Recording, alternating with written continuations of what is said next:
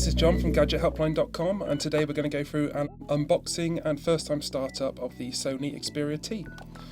Right, first of all, here comes the box. We received it today from our friends at unlockedmobiles.com, so go check them out over there if you're looking for the handset. It's quite a small and slimline box, got your information on the back there, on the side, sorry, and on the back you've got information about what actually comes in with the handset. Now, let's go and get it open. Now the box comes unsealed, so unlike lots of handsets you don't have a security seal on there, so don't worry about if there's nothing there. You get a 40% discount on a multifunctional Bluetooth headset. Right.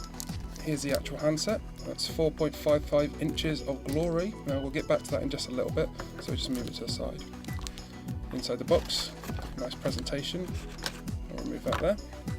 Right, first things first, you get a USB port charger, so something that adapts your actual USB into a charger, and let's have a look here. There you go. So it's travel sized as well, which is quite useful. It's quite sleek actually, it's quite nice. Obviously you should be able to use it with most of your handsets as well that have USB to micro USB. Then you have your micro USB cable. Again, all in black, quite sleek, quite nice looking. Quite bulky really for the actual end of the actual micro USB, but it's not a major issue. What we have here is the pre-bundled headphones. Now you should be able to make out that these are actually in-ear headphones. Oh, and you've got the control system there for hands-free dialing and calling. You also expect that you'll be able to use the actual volume keys on there whilst listening to media. And then we've got the paperwork.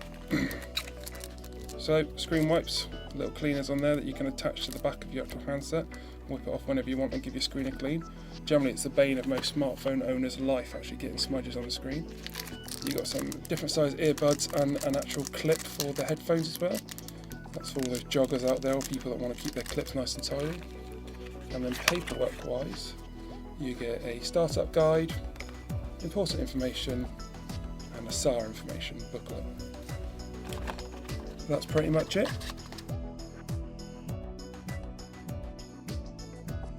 Right, let's take a look at the actual handset now. Let's just remove some of the packaging off of there.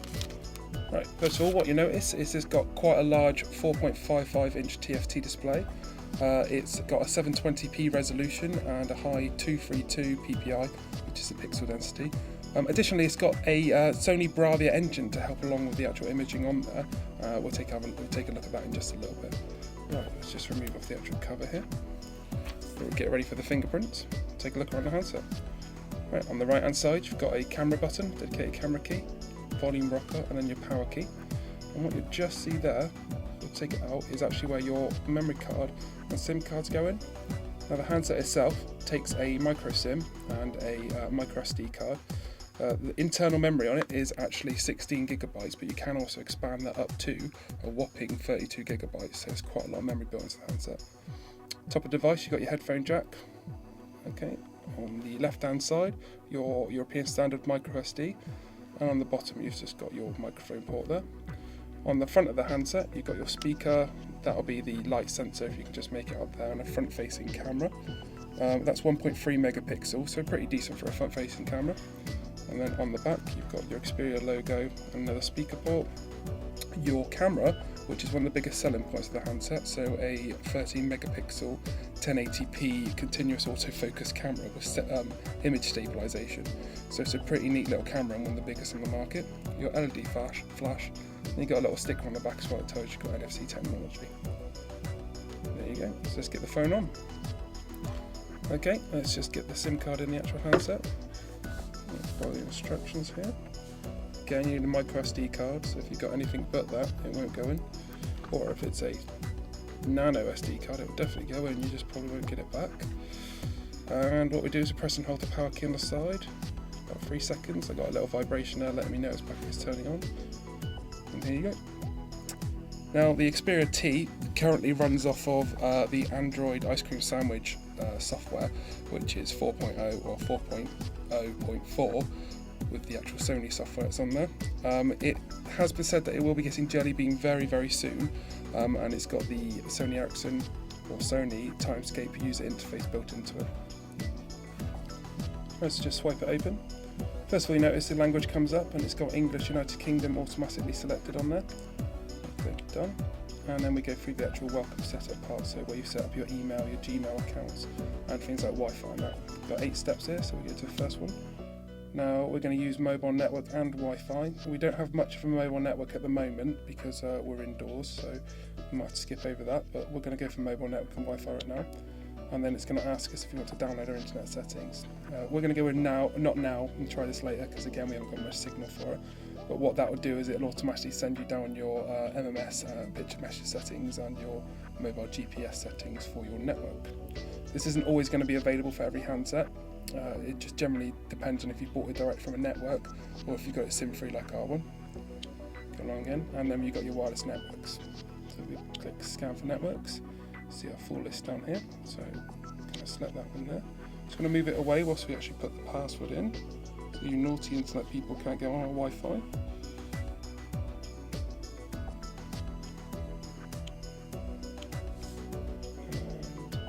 we will go connect.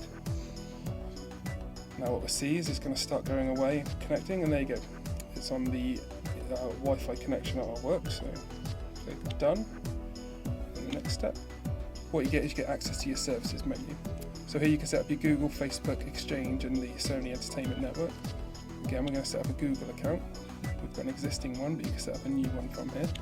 As with all Android handsets, you do need a Google account to actually set up the device, so we're just going to put this in now.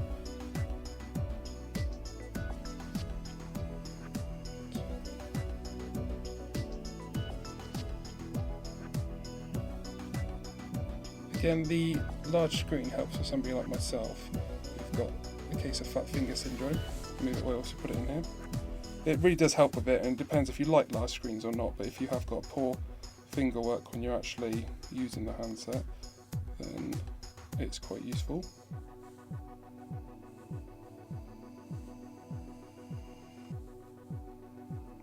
Just log into our account.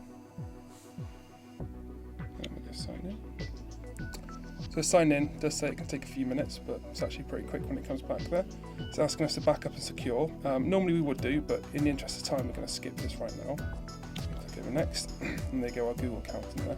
Again, you can set up your Facebook and your Exchange Active Sync on there to actually go directly into it. And what you will notice is there's actually not any Twitter account on there at the moment. Right, next step now, it's going to ask you if we want to automatically sync up with the accounts we've just done on there. We're going to select no thank you, but if you did select automatically sync, then it will go across to things like your Facebook and your Google account and get your calendar details and your friends.